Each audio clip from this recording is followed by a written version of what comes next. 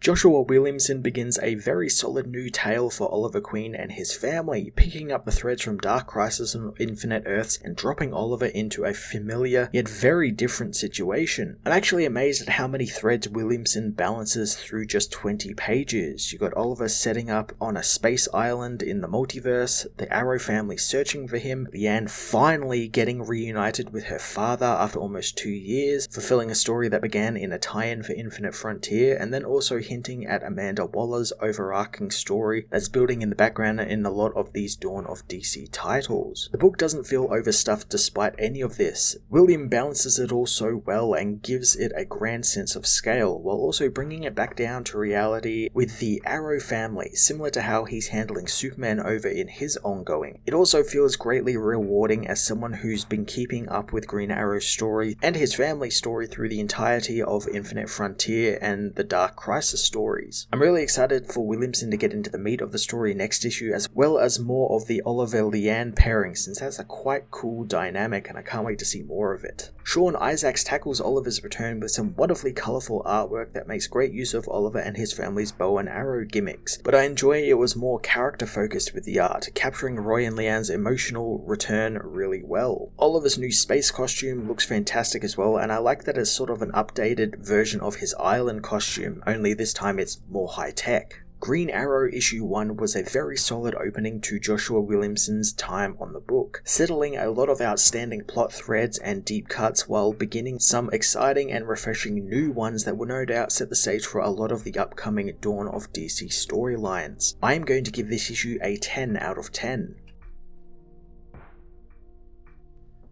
Green Arrow issue 1 finds Oliver yet again washing up on the shores of an island, much to his chagrin. The island, however, is a lot different as he finds it dotted with otherworldly futuristic structures and the sky is filled with moons and planets, telling the hero he is definitely not on Earth anymore. Oliver goes back through his head on what happened to change him into Green Arrow and how he went from a silver-spooned arsehole to superhero. Oliver also remembers fighting against a doomsday in the Dark Crisis and sacrificing himself to save his friends and the multiverse.